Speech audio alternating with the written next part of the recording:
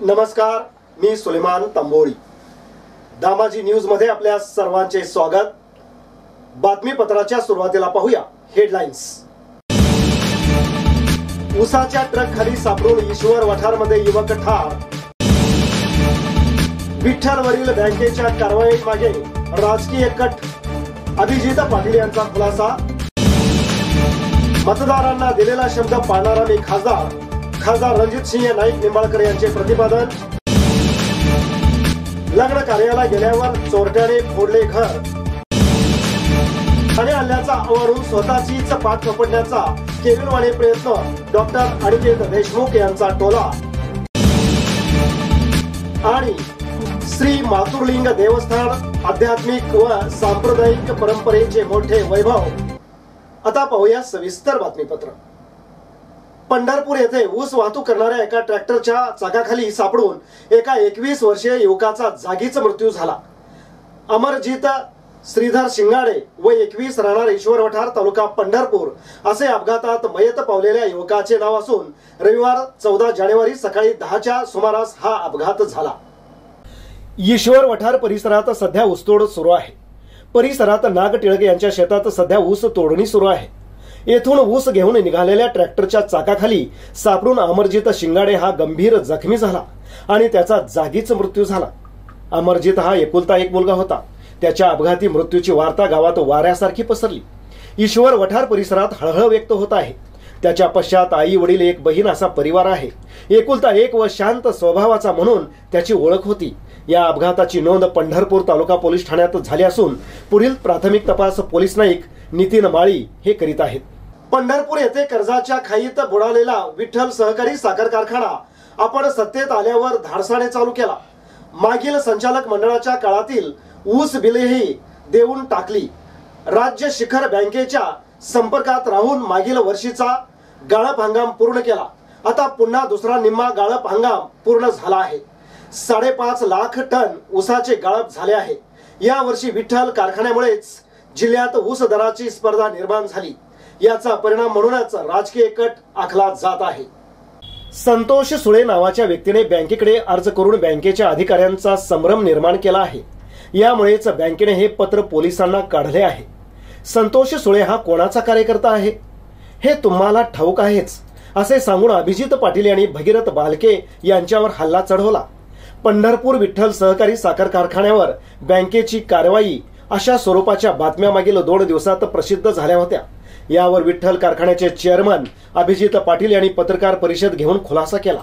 विठ्ठल कारखान्यावरील कर्ज हे मागील संचालक मंडळाच्या काळातील आहे। या कर्जामुळेच हा कारखाना सुरू होऊ शकत नव्हता। 2021 सालातच बँकेने या कारखान्याच्या साखरेवर जप्तीची कारवाई आणली होती। यानंतर झालेल्या निवडणुकीत आमचे संचालक मंडळ विजयी झाले। यानंतर आम्ही त्यांच्या काळातील शेतकऱ्यांची ऊस बिले देऊन टाकली। 31 महिन्यांचा कामगाराचा पगार थकला होता, तेही देण्याचे काम आपण करत आहोत। कारखान्यावरील थकीत कर्जासंदर्भात आम्ही बँकेच्या सतत संपर्कात आहोत। 2018 सालची साखर विकून आम्ही सर्व रक्कम बँकेच्या कर्जात जमा केली। यामुळेच बँकेने आम्हाला मागील हंगामात रिलीफ देण्याचे ठरवले। आता साखर कारखाना जोमाने सुरू आहे। ऊस दराची स्पर्धा ही विठ्ठल कारखान्याच्या दरामुळेच सुरू झाली।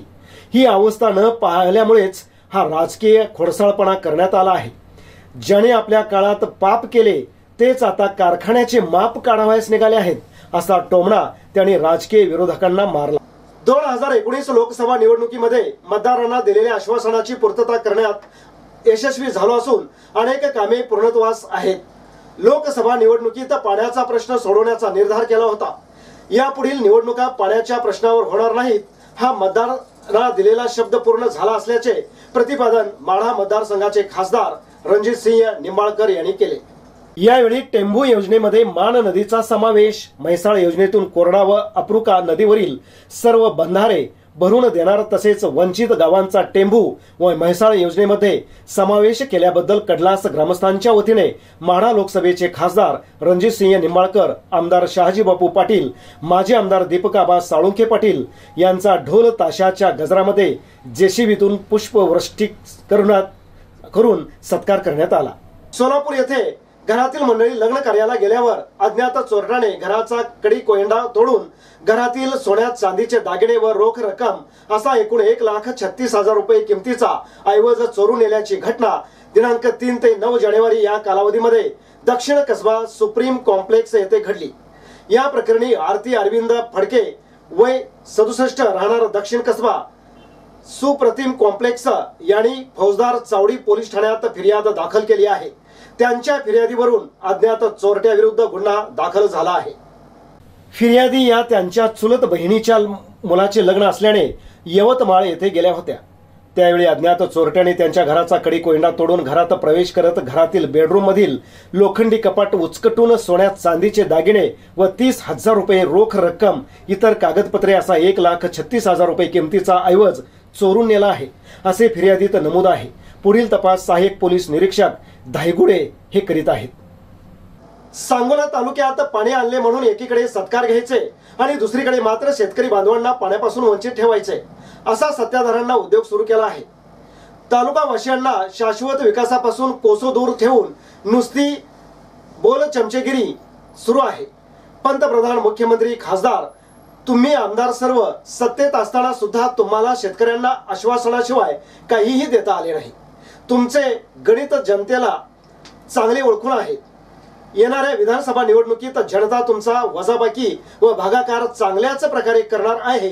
यामुळे तुम्ही आम्हाला गणित शिकवण्याची गरज नाही असा इशारा डॉक्टर अनिकेत देशमुख यांनी आमदार शहाजी बापू पाटील यांना दिला आहे।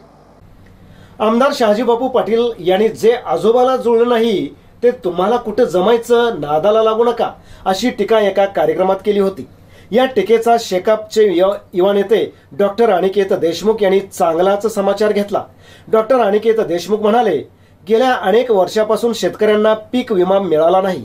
नियमित कर्ज भरणाऱ्या शेतकऱ्यांना 50,000चे प्रोत्साहनपर अनुदान मिळाले नाही। या संदर्भात आपण विधानसभेत आवाज उठवला नाही। हा शाश्वत विकास बाजूला ठेवून पाणी आणल्याचा आव आणून स्वतःचीच पाठ तोपटण्याचा विरोधकांचा केविलवाणा प्रयत्न सुरू आहे।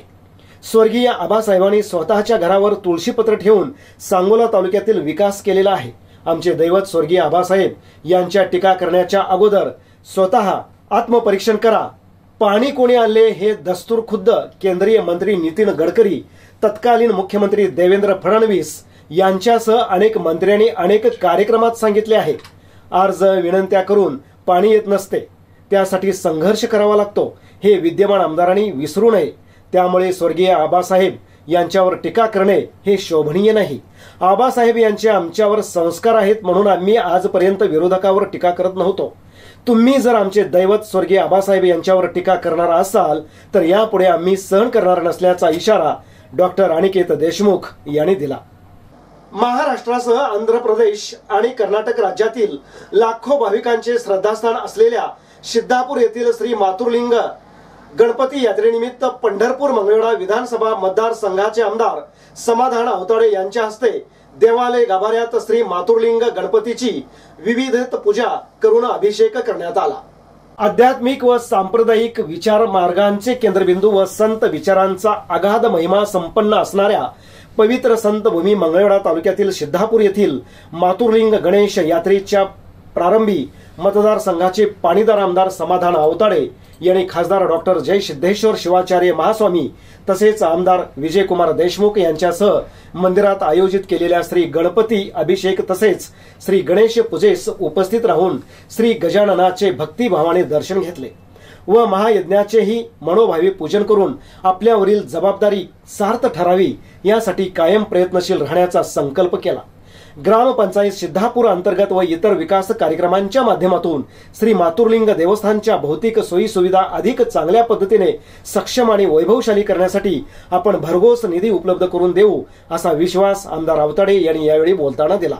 मकर संक्रांतीच्या दुसऱ्या दिवशी यात्रेला प्रारंभ होतो। मोठ्या संख्येने भाविक भक्त दर्शनासाठी येत असतात। उपस्थित सर्वांना यात्रेच्या भक्तिमय शुभेच्छा देत यात्रेनिमित्त आमदार अवताडे यांनी सर्वांशी हितगुज साधले। तालुक्यावरील आणि मतदारसंघावरील दुष्काळाचे सावट दूर होऊन शेतकरी कष्टकरी यांची पहाट सोनेरी व्हावी याकरिता गणेश चरणी प्रार्थना केली।